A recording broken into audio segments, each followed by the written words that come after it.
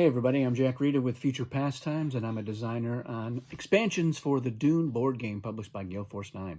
And in this video I'm going to be talking about another pretty powerful alliance that can take place between a couple of factions, and that is the Spacing Guild and the Fremen, or what I call the Long Haulers Alliance. And the reason for that is because these are the two factions that both have end game victory conditions. So for the Spacing Guild, that is their Spacing Guild's special victory condition. If no faction has been able to win the game by the end of play, you have prevented control of Dune and are automatically win the game. And for the Fremen, it is the Fremen special victory condition. If no faction has won the game by the end of the last turn, and if you or no one occupies Siege Tab or Habanya Siege, and neither the Harkonnen, Atreides, Emperor, or Riches occupies Tuic Siege, your plans to alter Dune have succeeded, and you and your allies win the game. So, and the way this works is that the Spacing Guild one would overrule the Fremen one. So, Spacing Guild is really ultimately going to be your winner. And then if they don't win, the Fremen are looking to see if they win. So, combining these two, what you have is an alliance that is not necessarily trying to win. They're just trying to prevent everyone else from winning, which will hand them victory. And that's actually not too difficult to do, especially if you are in this alliance, and here's why. And it really doesn't have anything to do with the alliance conditions that either of these factions give. So with the Spacing Guild, they're giving you guild rates for your off-planet shipments. Well, the Fremen are on the planet, so they don't need off-planet shipments, and they're not going to benefit from that. And then with the Fremen, it's like, all right, do I have to worry about being devoured by worms? The guild are the one faction that probably gets devoured by the worms the least. But it's the 3 free revival. That is going to be a big deal for the guild because they only have 1 free revival. And the real combat strength with the guild is something that we call doom stacking. And that is where you send an absurd amount of forces into a territory and you dial very high, knowing that even if your leader dies and you can't kill the other player's leader, you can still win the fight. And that's just because you're able to die very high.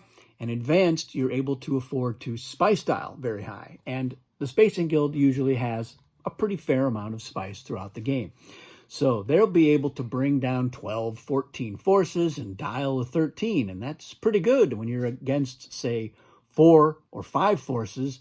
Even with a 5 strength leader, they can only get to a 10. And that's if they sacrifice everyone. So that's the real strength of the Spacing Guild for combat. Now with the Fremen benefit from one, they don't need spice in advanced to full dial. They also have in advanced their 3 Fedaykin forces who are worth double, and they have the 3 free revival normally. So in advanced, what the Fremen are really looking for are weapons and defenses. And with an ally who has a lot of spice, like the guild, it's going to be much easier for the Fremen to be able to bid high and get those treachery cards that are weapons and defenses. And anybody who plays a lot of Dune will tell you that the Fremen, with weapons and defenses, especially in advanced, are a nightmare because they can also bring a lot of forces to bear, and their forces are already stronger. They don't need spice for anything except buying cards. So they can come in there and they can dial very high, and then they're going to get 3 free revival every turn. So they can afford to fight battles of attrition. And if you're trying to just stall out the game to get through 10 game turns and make sure that nobody else wins, well, Fremen are they're your huckleberry. That's who you want to have doing that. So they can bring in a bunch of forces into Carthage, Arakeen, Habanya Siege, Tabr pretty easily, and then they can full dial. They also have the strongest leaders in the game. So Stilgar's a 7. He's the best. Chani's not too shabby either at 6. She doesn't have a lot of competition there. Even Othim is stronger than most of the other leaders in there. And you've got Jamis, who you can sacrifice so that somebody's only getting 2 spice if he dies. And that free revival bonus for the Spacing Guild means that they're saving 4 spice if they want to get 3 forces out every turn. So that combination between the boosted free revival, the sugar daddy of the Spacing Guild helping the Fremen to buy their treachery cards, and then just going into the territories where you need to prevent the win, that is the ticket for this Long Haulers Alliance. And I know that some people are like, the stall-out victory, it's so awful. Well, you know, the Spacing Guild, they don't agree with that assessment. They think the stall-out victory is just fine. And the Fremen, they won't complain too loudly either. So when these two get together, you had better buckle up and prepare for a very long game, because they're not trying to get into 3 or 4 in an alliance, 4 strongholds to win the game.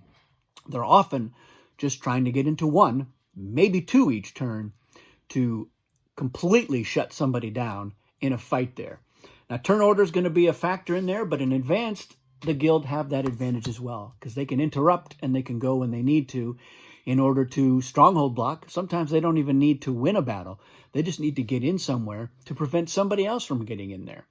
So turn order is going to be very important, something to pay attention for the other players who are dealing with this alliance, and knowing that as soon as the Fremen go, they're going to get into a territory, some stronghold where they know that it's going to be a strategic move in order to prevent the win, and knowing that the Spacing Guild can strike at any time, especially if they've gotten a lot of their forces out and have them in the reserves. Reserves are going to be really important for both of these factions with this strategy. If all of their forces are on the board, it's not necessarily easy to mobilize them on there. Now, the guild, they do benefit from the cross shipment, so if they do have a lot of them on the board, they don't have to necessarily worry about the reserves, because they can just move one pile from one place to the other. But early Fremen are often pretty spread out. Sometimes you'll start spread out, and then if you're going after spice blows, because in the early game, that's your best bet for being able to afford cards, because you don't have an income and you don't start with much spice and you're up against everybody else. It's hard for Fremen to get some cards before there's an alliance. So you have to think about that when you're the Fremen. You have to think about being able to muster a good size of force in a particular territory at any given time. It's great if you can get to 2, because sometimes you're going to need to fight in both of those territories in order to prevent the win. But that's what's nice about this alliance, is that they're not worried about getting into 4 strongholds and holding them. They're just looking at where they need to strike to prevent the win. So that is this particular alliance. Let me know your thoughts on this alliance. Have you faced it before? Have you been in this alliance?